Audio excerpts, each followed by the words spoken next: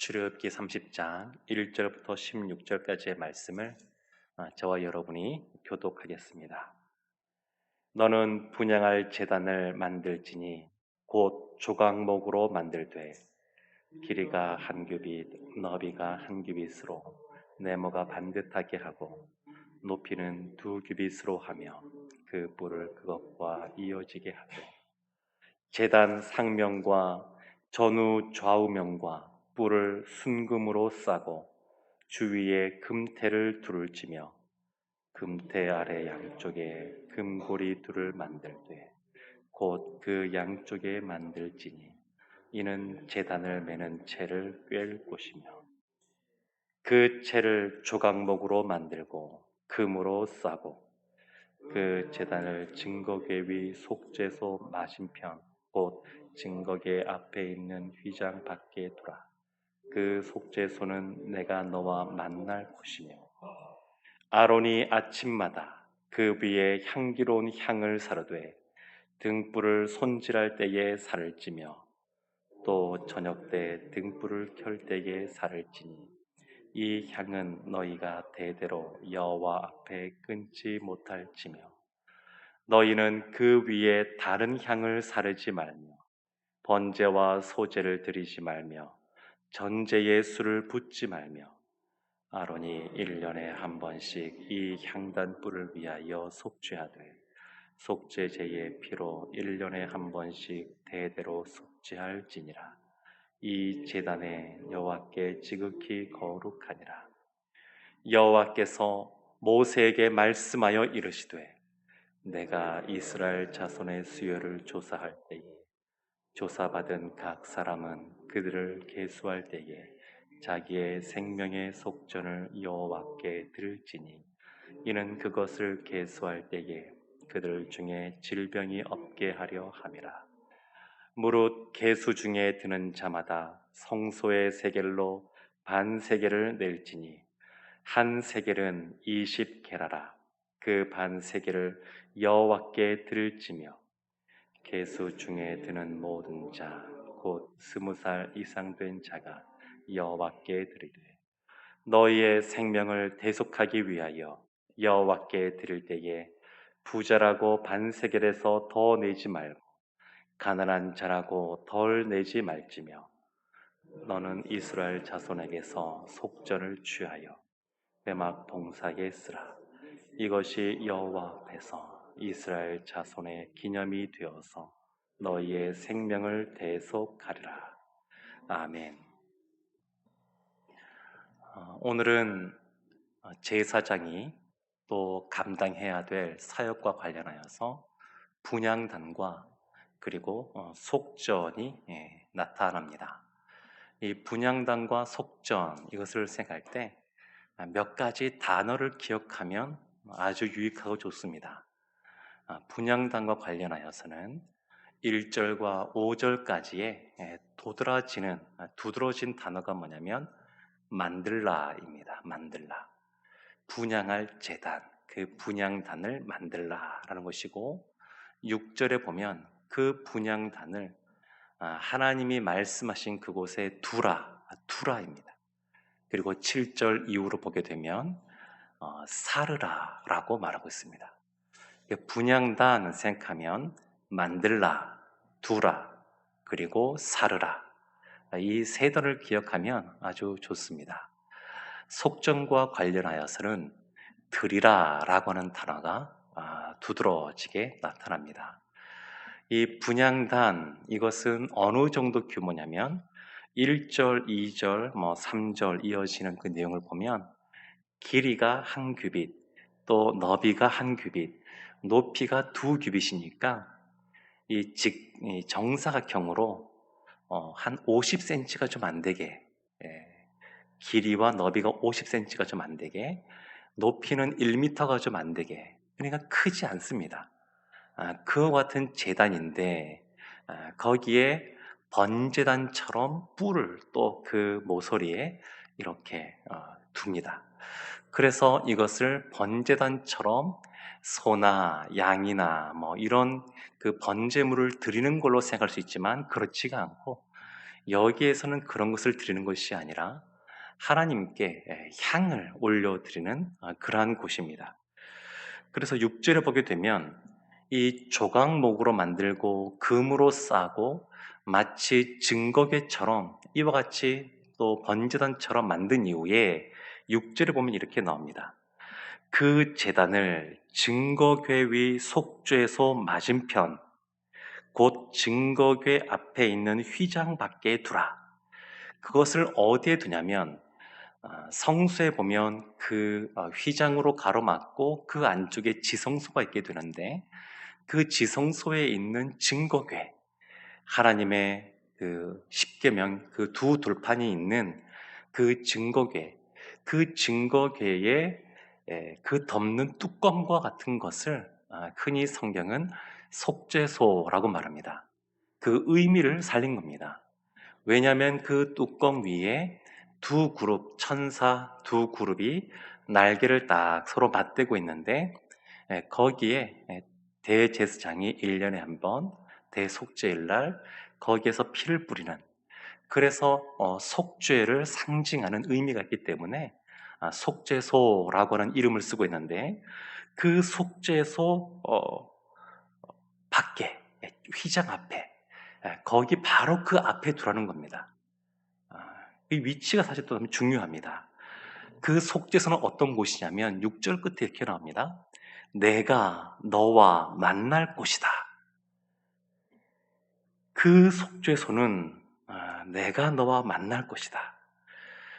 그러면서 이 아론에게 모세에게 이것을 만들라라고 말했고 제사장인 아론에게 이제 무엇을 해야 되는지 그 해야 될 사명, 사역의 역할에 대해서 말하는데 7절에 이렇게 나옵니다.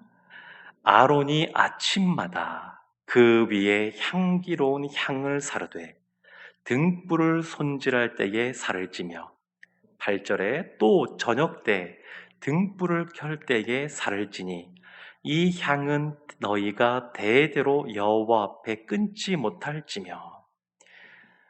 아침과 저녁에 늘 이 분향단에 아름다운 향을 사르라 이렇게 말하고 있는 겁니다.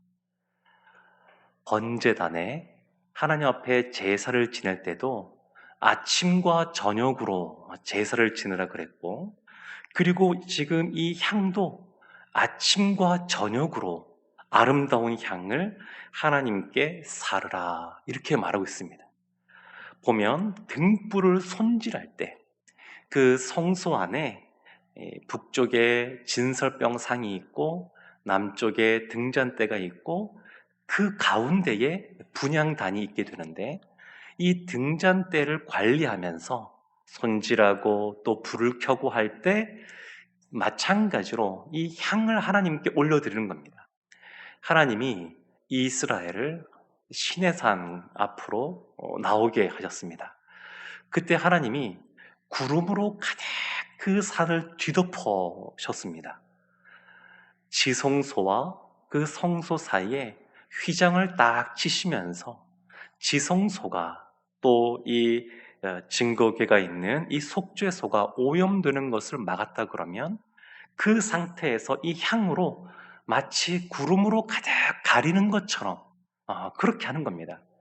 우리가 코로나19 때문에 저도 지금 마스크를 쓰고 있고 우리 성도들 쓰고 계시는데 이 마스크를 통하여 우리가 가리는 것처럼 이 향을 통하여 아름다운 향을 하나님께 올려드리는 걸 통하여 그것을 가리는 겁니다. 오염되는 것, 그런 것들을 다 가리는 겁니다. 10절에 보게 되면 이렇게 또 하나 해야 될 것이 있습니다. 제사장이 아침 저녁으로 할 뿐만 아니라 10절에 1년에 한 번씩 이 향단불을 위하여 속죄하되 속죄제의 피로 1년에 한 번씩 대대로 속죄할지니라. 이 제단은 여호와께 지극히 거룩하니라. 1년에 한 번 대속죄일날 그때에 이 분향단에 있는 그 뿔 거기에 그 제물의 피를 묻히는 겁니다. 한 번씩 그렇게 하면서 분향단을 정결케 하게 됩니다. 그러면서 그 분명하게 이렇게 10절 끝에 나옵니다. 이 제단은 여호와께 지극히 거룩하니라.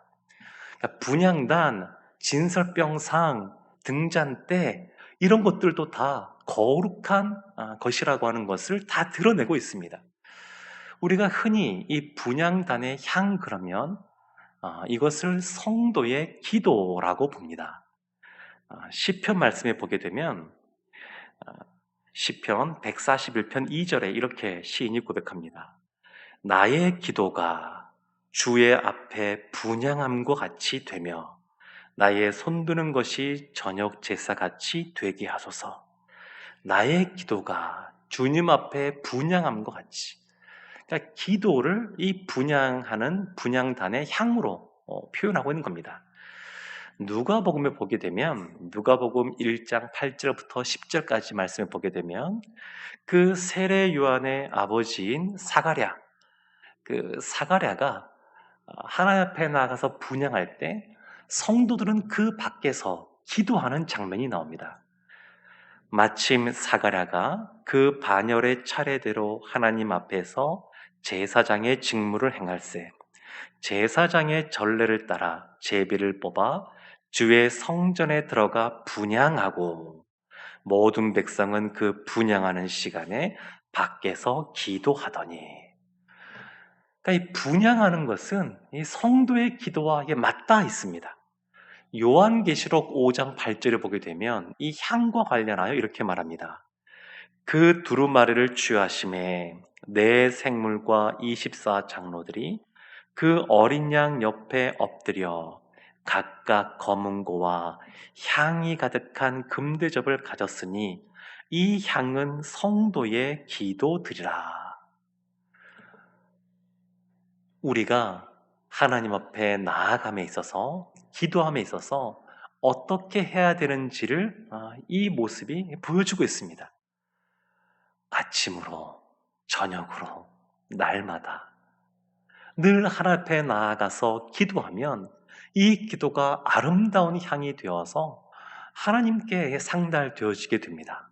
그리고 이것은 제사장이 분향단에서 아름다운 향을 살 뿐만 아니라 오늘날 하나님의 자녀인 우리가 날마다 기도해야 될 그러한 모습이기도 합니다.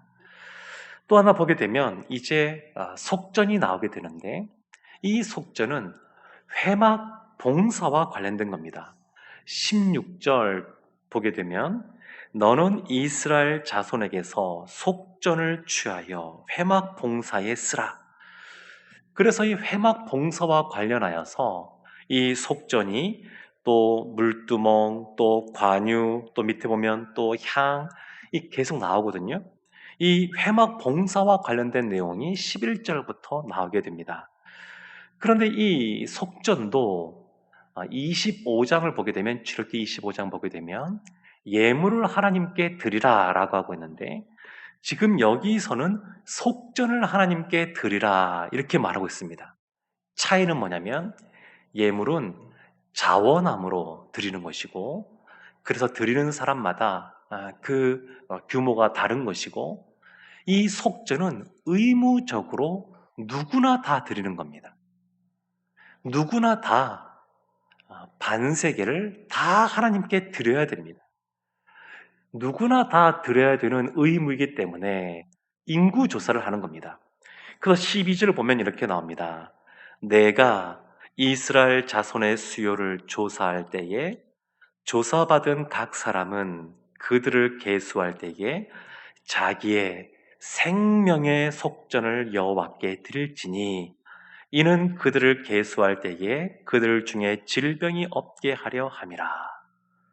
왜 의무적으로 다 드려야 되냐면 하나님이 우리에게 생명의 속전을 주셨다. 우리의 죄를 사하시고 우리에게 생명을 주신 분이시다. 그것을 기념하기에 이 속전을 드리는 겁니다. 이것을 흔히 성전세라고도 표현되기도 하는데 세금 같은 것은 아니니까 그거보다는 이 속전이 더 좋은 것 같습니다. 그 표현이. 근데 이 생명의 속전을 우리가 다 하나님께 생명을 부여받았으니까 누구도 예외 없이 다 드리라는 겁니다. 그렇게 되면 하나님이 주시는 복이 있는데 질병이 없게 하려 함이라.